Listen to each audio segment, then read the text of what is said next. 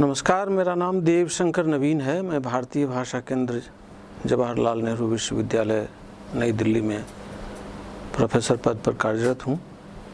E-PG पाठशाला के अंतर्गत आज हम लोग मध्यकालीन काव्य अर्थात भक्तिकालीन काव्य पर बात करेंगे और आज की बातचीत का विषय होगा भक्ति आंदोलन और लोक जागरण। भक्ति आंदोलन और लोक जागरण पर बात करते हुए सबसे पहले हम लोक की परिभाषा के बारे में जानकारी हासिल करेंगे। भक्ति आंदोलन के सामाजिक, आर्थिक और राजनीतिक परिस्थिति की जानकारी ले सकेंगे और लोक जागरण के परिप्रेक्ष्य में भक्ति आंदोलन के उदय के विषय में जानकारी लेंगे। बातचीत शुरू करते हुए सबसे पहले हमें यह मानकर चलना चाहिए कि भक्ति आंदोलन मध्य युग की सबसे युगांतकारी घटना है। इस घटना ने परंपरा से चले आ रहे जनजीवन में एक विक्षोभ उत्पन्न कर दिया था, जिसके पीछे 11वीं सदी से प्रारंभ सामाजिक, आर्थिक और राजनीतिक परिवर्तन मुख्य कारण रहा। भक्ति आंदोलन को मूलतः उच्च वर्गों तथा ऊंची कही जाने वाली जातियों के खिलाफ निम्न वर्गों का तथा निम्न वर्गों की जातियों के विद्रोह के रूप में देखा गया है। सगुण भक्ति की तुलना में निर्गुण भक्ति धारा के कवियों में जाति वर्ग आधारित भेदभाव के कारण सामान्य जन पर होने वाले अत्याचारों के प्रति विद्रोह का स्वर अत्यधिक तीव्र है। समाज में स्त्रियों की स्थिति में बदलाव की मांग करती मीरा और अन्य स्त्री कवियत्रियाँ तथा सूरदास की गोपियाँ और जातीय भाषाओं के गठन की प्रक्रिया का आरंभ भक्ति आंदोलन के लोक जागरण का ही सूचक है। तो सबसे पहले हम लोक की परिभाषा पर बात करें। भक्ति आंदोलन और लोक जागरण विषय पर बात शुरू करने से पहले लोक की अवधारणा को जानने के लिए हमें इस शब्द को जानना बहुत आवश्यक है। लोक शब्द अनेकार्थी और बहुआयामी है। लोक को अंग्रेजी के फोक का पर्यायवाची समझा जाता है। सामान्य व्यवहार में लोकगीत, लोक कथा, लोक कला आदि के संदर्भ में लोक का व्यवहार होता है। सामान्य रूप से लोक को परिनिष्ठित और शिष्ट का विलोम समझा जाता है। फोकलोर में फोक का अर्थ असंस्कृत लोग है और दूसरा शब्द लोर, फोकलोर का लोर एंग्लो सैक्सन पर लर शब्द से निकला है, जिसका अर्थ है सीखा गया ज्ञान। विद्वानों ने अपने अपने अनुसार लोक शब्द को परिभाषित किया है। कैलिफोर्निया के प्रोफेसर एलन एंडेस ने लोक को परिभाषित करते हुए कहा है कि लोक शब्द मनुष्य के किसी भी ऐसे समूह का द्योतक हो सकता है जिसमें समानता का कम से कम कोई एक आधार हो। वह समान आधार उसका कोई एक व्यवसाय हो सकता है, उसकी कोई एक भाषा हो सकती है, उसका कोई एक धर्म हो सकता है, किंतु अधिक महत्वपूर्ण बात यह है कि उस समूह की कुछ अपनी निजी परंपराएं हो। समूह शब्द से प्रायः एक से अधिक व्यक्तियों का बोध होता है। ऐसे समूह में मनुष्यों का एक दूसरे से परिचित होना उतना आवश्यक नहीं है जितना अपनी उन परंपराओं से परिचित होना जो उस समूह को एकता के सूत्र में बांधे रखती है।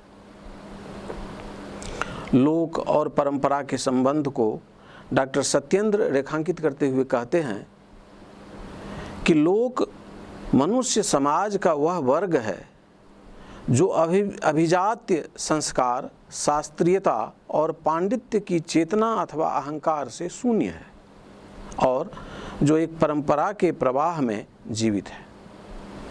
हजारी प्रसाद द्विवेदी के अनुसार लोक शब्द का अर्थ जनपद या ग्राम में नहीं है, बल्कि नगरों और गांवों में फैली हुई वह समूची जनता है जिनके व्यावहारिक ज्ञान पर आधार पोथियां नहीं हैं।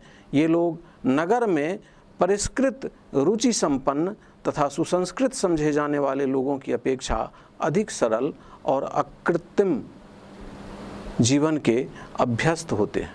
भक्ति आंदोलन उत्तर भारत की महान सांस्कृतिक घटना थी, जिसके मूल में अगर हजारी प्रसाद द्विवेदी की माने तो लोक और शास्त्र का द्वंद्व था।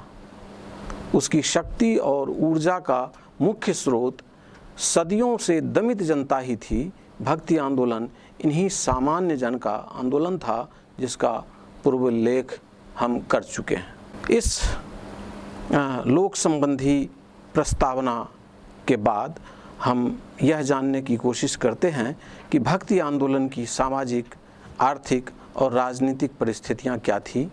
भक्ति आंदोलन के विकास में 12वीं सदी से आरंभ राजनीतिक और आर्थिक परिवर्तन का महत्वपूर्ण योगदान रहा है। तुर्कों के आक्रमण के फलस्वरूप भारत की सामाजिक, आर्थिक और राजनीतिक परिस्थितियों में महत्वपूर्ण परिवर्तन को रेखांकित किया गया। सूत काटने के लिए चरखे का व्यापक प्रयोग, सिंचाई में रहट का प्रयोग, जिसके कारण नदियों के किनारे बसे राज्यों को भरपूर मात्रा में पानी मिला, और कपास जैसे व्यावसायिक फसलों के साथ अन्य फसलों की पैदावार में वृद्धि हुई। करघा के प्रयोग से बुनकर और वस्त्र उद्योग में महत्वपूर्ण परिवर्तन हुए। कपड़े की रंगाई और छपाई की तकनीकी में व्यापक परिवर्तन हुआ। मध्य एशियाई देशों के साथ संपर्क के कारण भारत में व्यापार का भी प्रसार हुआ।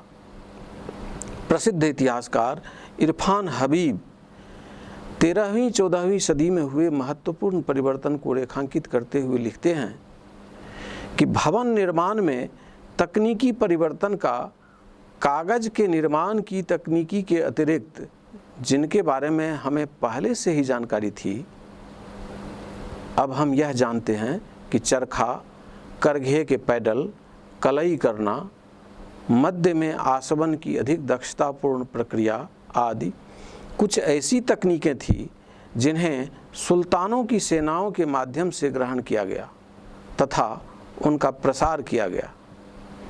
साथ ही राजस्व वसूली का अधिक सक्षम तथा सफल तंत्र, जो कि अलाउद्दीन के काल तक भली भांति स्थापित हो चुका था, उसके द्वारा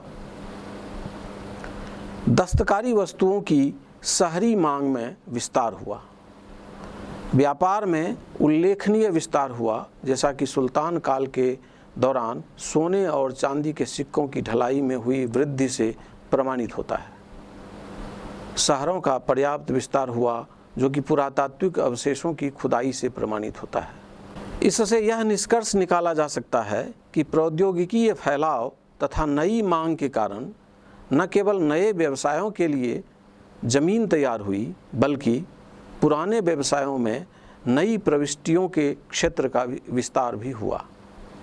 तथापि दास प्रथा, धर्मांतरण की प्रक्रिया और नए व्यवसायों ने एक प्रकार की अस्थिरता पैदा की, जिसके कारण उन समूहों ने जो नए आर्थिक और सामाजिक दबावों से प्रभावित हुए थे, धर्म और जाति के पुराने बंधनों पर प्रश्न चिन्ह लगाए। समाज में इस व्यापक परिवर्तन ने जाति पाति और धर्म के भेदभाव पर आधारित सामाजिक विभाजन की भावना पर कठोर आघात किया। सामंतवाद के ह्रास और व्यापारिक पूंजीवाद के विकास ने सामान्य जनता और कारीगर को आर्थिक निर्भरता प्रदान की, जिसके फलस्वरूप सामंती शोषणकारी व्यवस्था के विरुद्ध भी विद्रोह की आवाज़ मुखर हुई। समाज में व्यापक परिवर्तन के फलस्वरूप साहित्य और संस्कृति प्रभावित होती है। इस बातचीत के बाद हम भक्ति आंदोलन और लोक जागरण के आपसी रिश्तों को देखने की चेष्टा करेंगे।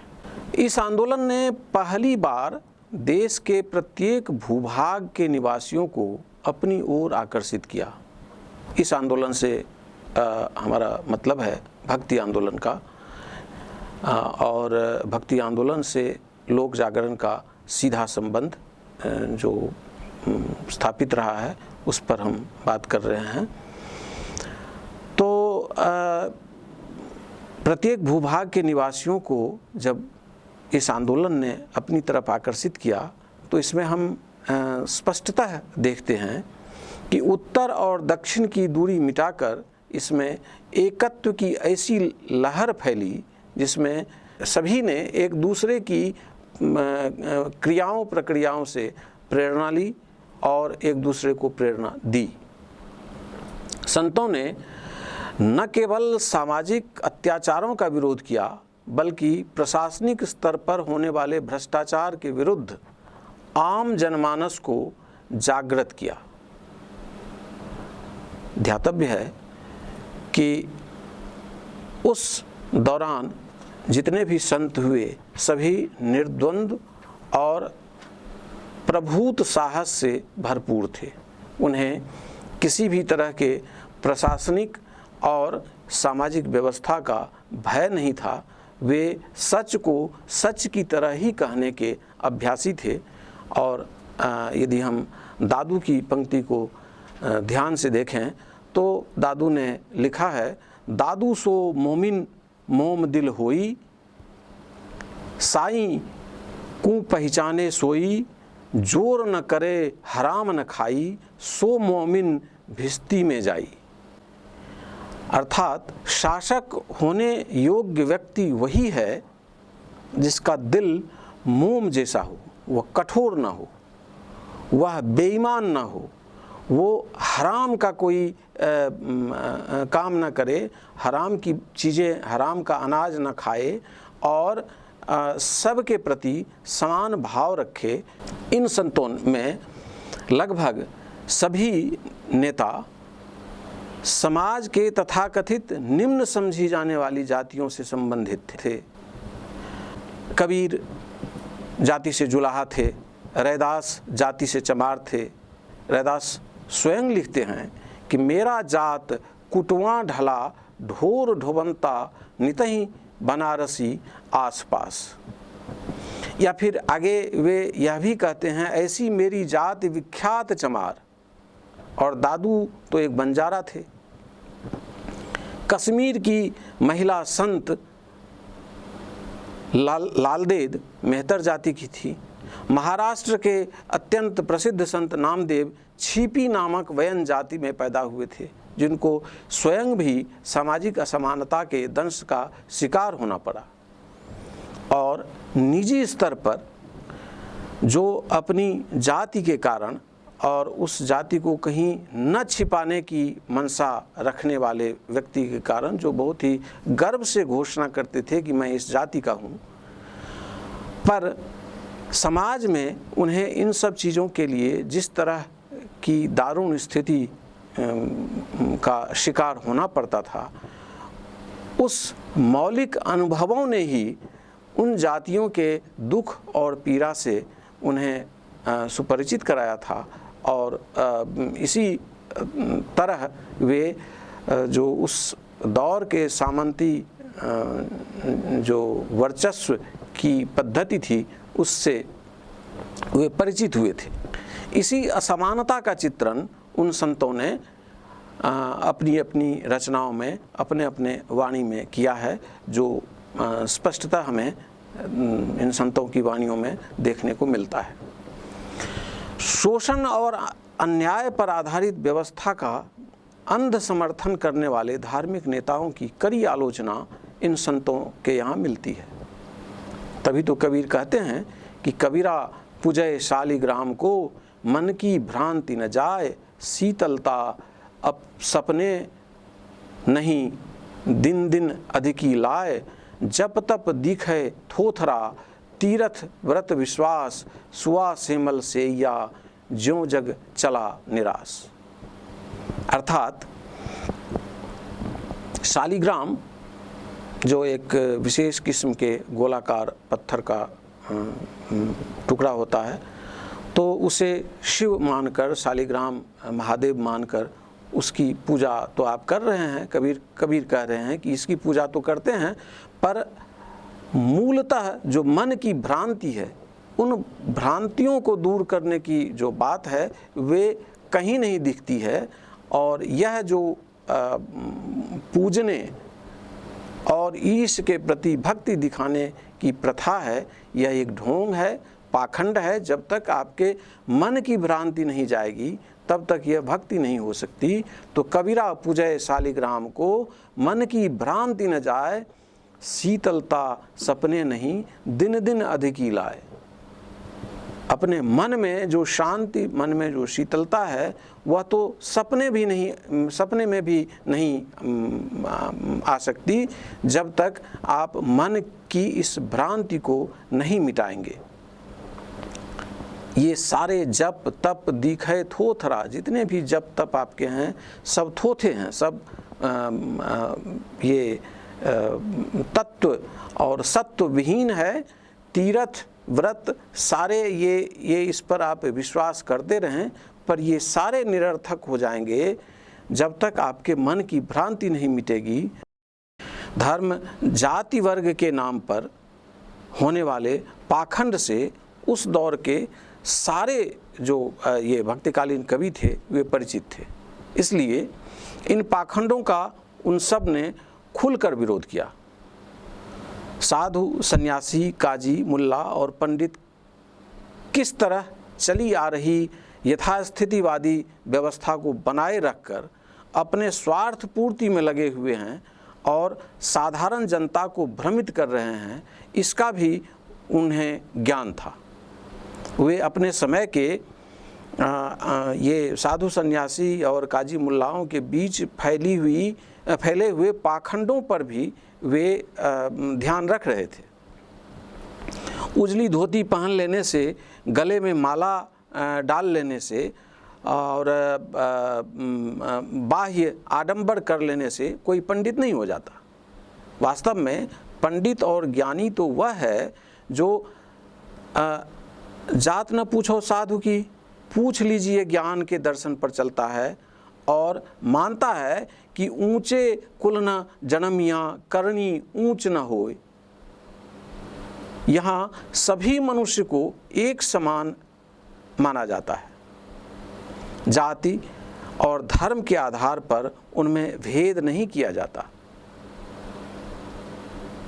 नानक बहुत ही कड़े शब्दों में व्यंग्य करते हुए कहते हैं, धोती उजल तिलक गली माला, अंदरी क्रोध पड़ही नटसाला, नाम विसारी माइया मधुपिया, बिनु गुरु भगति नहीं सुख थिया। ये नानक वाणी में बहुत ही प्रसिद्ध पद है, जिसमें यह उन्होंने साफ कहा है कि उजली धोती पहन लेने से और गले में माला डाल लेने से कोई भी व्यक्ति संत नहीं हो जाता जब तक उसके अंदर का क्रोध समाप्त न हो। भीतर तो क्रोध का अंबार लगा हुआ है और उजली धोती पहनकर, तिलक और गले में माला डालकर खुद को यदि संत घोषित करते हैं तो यह निरर्थक है। नाम विसारी माइया मधुपिया, बिन गुरु भगति ना ही सुख थिया।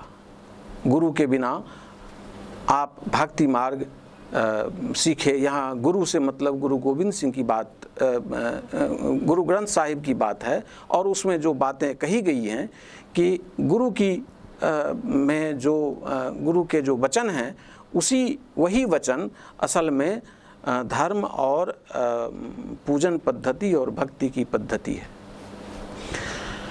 सामंतवाद के मूलाधार वर्ण व्यवस्था और धार्मिक संस्थान पर प्रहार करने के अतिरिक्त इन कवियों ने समाज में आर्थिक विषमता के आधार पर बनी व्यवस्था का भी विरोध किया।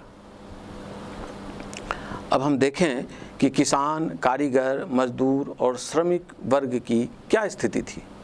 किस तरह खून पसीना बहाकर श्रम करने वाले श्रमिक को उत्पादन में कोई लाभ नहीं मिल रहा था और दूसरी तरफ वे लोग जो इनके द्वारा कमाए धन का संचय कर अपने ऐश मौज का संसाधन जुटा रहे थे, वहाँ ये स्पष्ट दिख रहा था कि निर्धन आदर कोई न देई, लाख जतन करे ओ चित्त न धरेई, जो निर्धन सरधन कह जाई, आगे बैठा पीठ फिराई। आर्थिक विषमता के इस दंश को महान कवि तुलसीदास ने भी अपनी रचना में उकेरा है, और इन परिस्थितियों से वे भी परिचित हैं, जहां उन्होंने कहा है कि खेती न किसान को, भिखारी को न भीख बली, बनिक को बनिज न चाकर को चाकरी, कहें एक एकन सौ कहाँ जाई काकरी। अर्थात यह जो समाज की व्यवस्था थी, जो मनुष्य और मनुष्य के बीच भेदभाव था, विषमता था, धन के आधार पर, जाति के आधार पर जो मनुष्य की पहचान थी उसको सम्मान दिया जाता था, और ज्ञान का कोई मोल नहीं था, उसकी भावना का कोई आदर नहीं था। निर्धन आदर कोई न देई, लाख जतन करे ओहु चित न धरेई। कितने भी प्रयास कोई निर्धन कर लें, कितने भी अच्छे काम कर लें, उन्हें आदर नहीं दिया जाता था। ठीक इसी तरह से जो तुलसीदास ने लिखा है कि सारे लोग, किसान की खेती ठीक से नहीं चल रही है, भिखारी को भीख नहीं मिल रहा है, बनिक का वाणिज्य नहीं चल रहा है, और नौकर को, चाकर को चाकरी नहीं मिल रही है, तो सारे उस समाज के लोग, वह कलिकाल के वर्णन में तुलसीदास ने ऐसा लिखा है कि पूरे समाज के लोग एक दूसरे से पूछ रहे हैं कि भाई क्या करें, कहाँ जाएं। तो अभाव और ये धनाभाव के कारण जो समाज में मनुष्य का इस तरह का निरादरपूर्ण भाव था, यह भी उस दौर के संत कवियों के मन में बसा हुआ था, और इसका विरोध वे अपनी अपनी तरह से सारे संत अपनी रचनाओं में, अपनी वाणियों में कर रहे थे। सामाजिक विधान की अमानवीयता पर जिस विद्रोही मुद्रा के साथ निर्गुण भक्ति धारा के कवियों ने विद्रोह किया, वैसी विद्रोही भावना राम भक्ति शाखा में नहीं मिलती। रामानुज ने शूद्रों के लिए गुरु के समक्ष आत्मसमर्पण को मोक्ष प्राप्ति का साधन बताया है। इतना ही नहीं, वह मंदिर में ब्राह्मणों और शूद्रों के साथ बैठकर भजन और प्रार्थना करने की भी हिमायत करते हैं। वहाँ उपासना और भक्ति के क्षेत्र में सभी को समान दर्जा प्राप्त है, लेकिन सामाजिक स्तर पर यह समानता नहीं है। वह साथ बैठकर भजन कर सकते हैं, लेकिन भोजन नहीं। अब ये तो विचित्र बात हुई कि भक्ति का सीधा संबंध मनुष्य के आचरण से है, मनुष्य की मान्यता से है, उसकी धारणा से है। जब वह काम वे साथ साथ बैठकर कर सकते हैं, और शुरू से लेकर अब तक यदि भक्ति में हम पवित्रता की बात करते हैं, तो यह पवित्रता केवल स्थान की पवित्रता नहीं है, केवल शरीर की पवित्रता नहीं है, मन की भी पवित्रता है। और जब एक साथ बैठकर भजन कर सकते हैं, भक्ति कर सकते हैं, तो इसका मतलब है कि सभी मनुष्य जो यहाँ, सभी जातियों के लोग जो यहाँ बैठकर हम भजन कर रहे हैं, वे इस तन से भी उतने पवित्र हैं, और इस पवित्र परिवेश में बैठे हुए हैं, तो इनका मन भी उतना ही पवित्र है। तो मूल मामला यदि पवित्रता का है, तो फिर भोजन साथ साथ क्यों नहीं कर सकते? संतों ने धर्म के साथ साथ सामाजिक धरातल पर भी भेदभावपूर्ण व्यवस्था का ओजस्वी और वेधक वाणी में विरोध किया। यह विरोध उसी छोटी छोटी दकियानुसी बातों को लेकर हो रहा था।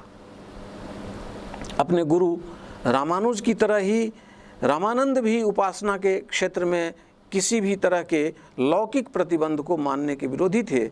इसलिए धन्ना, सेना, पीपा, कबीर, पद्मावती और सुरसरी जैसे हाशिए के लोगों को भी उन्होंने अपना शिष्य बनाया। सामाजिक भेदभाव से त्रस्त, सदियों से अपमानित, आहत स्त्रियों को भी उन्होंने ज्ञान का अधिकारी माना और इस दृष्टि से एक क्रांतिकारी विचारधारा का आह्वान किया। और उस दौर के इन संतों ने लोक जागरण की व्यवस्था को इस तरह प्रेरित किया। ये सारे ही पद और भक्ति में सबके समन्वित प्रयास के हिमायती होने वाले इन संतों की ये वाणियाँ एक तरह से लोक जागरण का बहुत ही प्रमुख स्रोत था। सामंती व्यवस्था जहाँ भी प्रभावी रूप में होती है, जाति पाति के साथ स्त्री पुरुष के बीच का भेद भी अनिवार्य तत्व हो जाता है। हम इस बात पर गौर करें कि सामंती व्यवस्था केवल जाति से नहीं, उसका सूत्र धर्म, उसका सूत्र धन, उसका सूत्र लिंग, इन सब से जुड़ता है। भक्ति आंदोलन के विषय में प्रख्यात आलोचक डॉक्टर रामविलास शर्मा कहते हैं कि भक्ति आंदोलन किसी एक वर्ग का आंदोलन नहीं था। उसमें किसान, शिल्पकार, व्यापारी, सभी वर्ग के लोग शामिल थे। वास्तव में भक्ति आंदोलन सामंती व्यवस्था से पीड़ित और उससे मुक्ति के लिए छटपटाते संघर्षशील सभी वर्गों का व्यापक सांस्कृतिक आंदोलन था। लेकिन उसमें मुख्य भूमिका शिल्पकारों और किसानों की थी, इसलिए वह जन संस्कृति के उत्थान का आंदोलन बन सका। निराला की साहित्य साधना पर विचार करते हुए रामविलास शर्मा का यह कथन भक्ति आंदोलन के दौर के संतों की वैचारिक पद्धति पर यदि ध्यान देंगे तो स्पष्ट दिखता है। रैदास का काम देख लीजिए, एक तरह का शिल्प का काम था उनका। कबीरदास का काम देख लें, शिल्प का काम था उनका। इसके साथ यदि कृषि कर्म पर ध्यान दें तो वह भी एक किस्म का शिल्प ही है कि वह एक बीज से अनाज उपजाना, खेत मिट्टी जो यूं पड़ी हुई है उसमें बीज डालकर अनाज उत्पन्न करना और मनुष्य के साथ साथ सभी जीव जंतुओं के जीने के लिए एक आवश्यक सामग्री का उत्पादन करना, यह भी एक तरह का शिल्प था। और ये सारे लोग किसी न किसी तरह से अपने शरीर श्रम और अपने मानसिक श्रम और अपने कौशल से जुड़े सारे काम कर रहे थे और इन कामों में लिप्त रहने के कारण ही उनका मन पवित्र रह पाता था।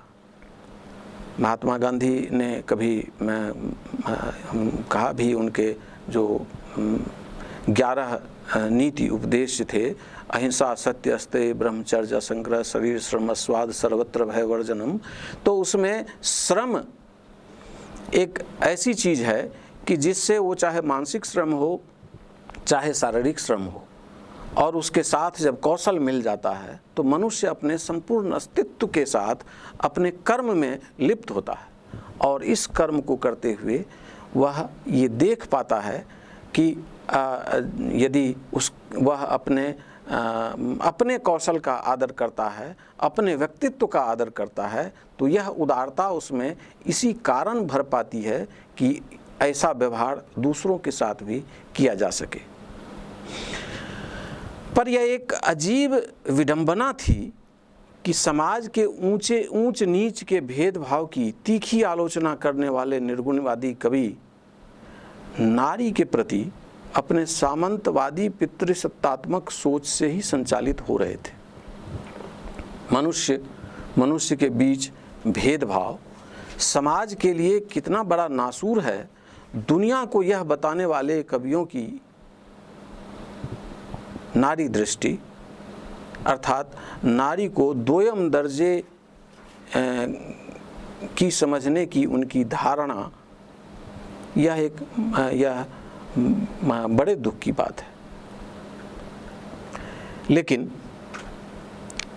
ऐसा भी नहीं है कि उस दौर के सारे ही कवियों ने ऐसा किया हो। सूरदास उसी दौर के महान कवि हुए हैं और केवल कृष्ण की भक्ति ही नहीं कर रहे थे वे, बल्कि सदियों से अपनी स्वतंत्रता और मुक्ति के लिए तड़पती नारी के अंतर्मन की भावना को भी वाणी दे रहे थे।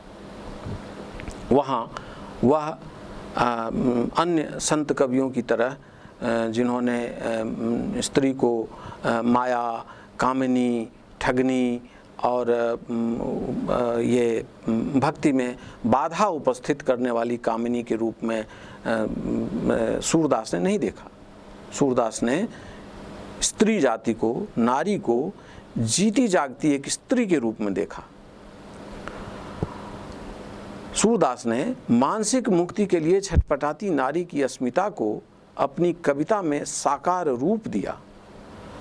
वहाँ सूरदास की गोपियाँ दही बेचने के लिए घर की चारदीवारी से बाहर निकल जाती है और इसी बहाने अपने प्रिय के साथ मिलकर रात भर महारास रचाती हैं, जो एक यूटोपिया लोक का निर्माण करता है। पर उस समाज में यह स्वतंत्रता भी महत्वपूर्ण है। इसके बरक्स मीरा जैसे साक्षात विद्रोही भक्त कवित्री भी हुई हैं। राणा जी मैं तो गिरिधर के घर जाऊं, गिरधर मेरो सांचो प्रियतम, पूरा का पूरा उन्मुक्त भाव से उन्होंने उस दौर की स्त्री की दशा पर भी चर्चा की है। मीरा का जीवन और उनकी कविता दोनों ही सामंतवादी समाज के सामने एक चुनौती पेश करते हैं। उनके अस्वीकार का यह साहस कदम कदम पर उनके जीवन और कविता में दिखता है। कृष्ण को वे खुले रूप में अपना पति स्वीकार करती हैं। पारंपरिक पर्दा प्रथा को ठुकराकर साधु की संगति करती हैं। इकतारा बजाकर कृष्ण के पद का गान करती हैं। मीरा के ये सभी कृत्य सामंती समाज के नियमों के खिलाफ थे। बार बार दबाव डालने पर भी उन्होंने स्पष्ट कर दिया, बरजी मैं काहू की ना ही रहूं, अर्थात मैं किसी की वर्जना मानकर नहीं रह सकती। आगे उन्होंने और कहा कि म्यारा रे गिरिधर गोपाल दूसरा न कोई, मतलब मेरे तो एक ही हैं गिरिधर गोपाल, दूसरे कोई हैं ही नहीं, इसलिए मैं किसी की वर्जना से मुक्त हूँ और मेरे ऊपर किसी की वर्जना नहीं चलेगी। मीरा की कविता स्त्री के दर्द और पीड़ा और शोषण की कविता ही नहीं है, बल्कि स्त्री जाति की इच्छाओं, आकांक्षाओं और आत्मविश्वासों की अभिव्यक्ति है। उनके स्पष्ट वचन, उनकी स्पष्ट धारणाएं उनके पदों में जहाँ तहाँ व्यक्त होते रहे। मीरा की इन धारणाओं को उनके इस पद में देख सकते हैं। मैं तो सांवरे के रंग राची, साज सिंगार बांधी पग घुंघरू, लोक लाज तजी नाची, गई कुमति लई साध की संगत, भगत रूप भई सांची, गई गाई हरि के गुण निस्दिन, काल ब्याल सो बाँची, कण बिन सब जग खारो लगाओ, और बात सब कांची, मीरा श्री गिरधरन लाल सु, भगत रसीली जांची। मीरा के साथ साथ उमा, सहजोबाई, मुक्ताबाई जैसे अनेक नाम हैं। सहजोबाई जानती हैं कि प्रेम करना हर बंधन से आज़ादी का पहला लक्षण है। सूफी प्रेमाख्यानों के रचनाकारों ने भी सामंतवादी व्यवस्था को दोहरी चुनौती दी। एक तरफ उन्होंने हिंदू घरों की कहानियों जनभाषा में प्रस्तुत की, तो दूसरी तरफ लौकिक और अलौकिक धरातल पर विचरण करने वाली इन कथाओं की स्त्री पात्रों ने, चाहे वो चंदायन की चंदा हो, पद्मावत की पद्मावती हो या फिर मधुमालती की मधुमालती हो, सब ने पितृसत्ता के समक्ष कई प्रश्न खड़े किए। इनके रचनाकारों ने अपने स्त्री पात्रों को ऐसी शक्ति दी जिससे वे समाज के बने बनाए नियमों के विरुद्ध चलने का साहस कर सके। भक्ति आंदोलन की सबसे महत्वपूर्ण विशेषता इसका जनभाषा में रचा जाना है। यही कारण है कि भक्ति आंदोलन जन जन के बीच अधिक प्रभावी हुआ और उससे सामान्य जनता स्वयं को जोड़ पाए। साधारण जनता इसके साथ अपना तादात्म्य इसी कारण जोड़ पाए कि यह उनकी भाषा में बात कही जा रही थी। वास्तव में यह कोई एक दिन की प्रक्रिया नहीं थी जिसके कारण लोक भाषा अस्तित्व में आ गई। यह एक लंबी प्रक्रिया थी। देसी भाषाओं को अपने प्रभावकारी विकास के लिए कई महत्वपूर्ण चरणों से गुजरना पड़ता है। देसी भाषाओं के विकास से पहले संस्कृत अभिजात्य वर्ग की भाषा थी और पाली, प्राकृत और प्रचलन लगभग खत्म हो चुका था और उनका स्थान अपभ्रंश के विभिन्न रूपों ने ले लिया था। अपभ्रंश के ही इन विभिन्न रूपों से जनभाषाओं का विकास हुआ।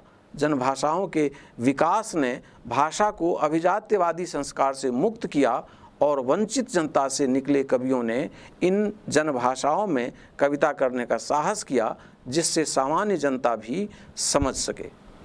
सूफियों के भारत में प्रसिद्ध होने का एक महत्वपूर्ण कारण सूफियों द्वारा सामान्य जनता की भाषा में अपने दर्शन की प्रस्तुति भी थी। देशी भाषाओं का विकास एक नए युग के आरंभ का संकेत था। भक्ति काव्य ने सदियों से दलित, शोषित और पीड़ित जनता की महत्वाकांक्षाओं को अभिव्यक्ति दी। इतना ही नहीं, सामंती व्यवस्था के विघटन के फलस्वरूप जिन नए काव्य रूपों का विकास हुआ वे लोक जीवन से ही संबद्ध थे।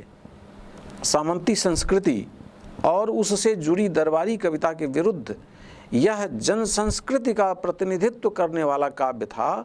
भक्त कवियों ने सामंती संस्कृति के विरोध के लिए अनभय सत्य और अनुभव सत्य दोनों का सहारा लिया। अर्थात जो सत्य उनका अनुभव किया हुआ था, उनका भोगा हुआ था, उसे अनभय होकर, निर्भय होकर उन्होंने कहा और कहा, तू कहता कागद की देखी, मैं कहता आँखिन की देखी। तू कहता कागद की लेखी, मैं कहता आँखिन की देखी।